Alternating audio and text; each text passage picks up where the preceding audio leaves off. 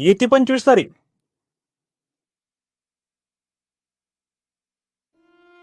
का रे, काय झालं? मी तुम्हाला सांगत होतो की माझ्याकडे वेळ खूप कमी आहे म्हणून.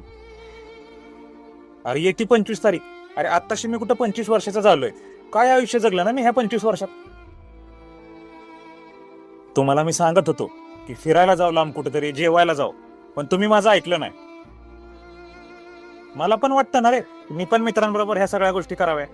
बरोबर बोलतोय तू. पण असू दे, देवाला ह्या सगळ्या गोष्टी मान्य असते. गेल्या जन्मीचा भोग समजायचं. संपलं आता सगळं. अरे हो, पण नक्की झालंय काय ती तरी सांग ना. येत्या 25 तारखेला लग्न ठरलंय माझं. चोद 8च्या आत घरात. स्वस्ति श्री गणनायकं गजमुखं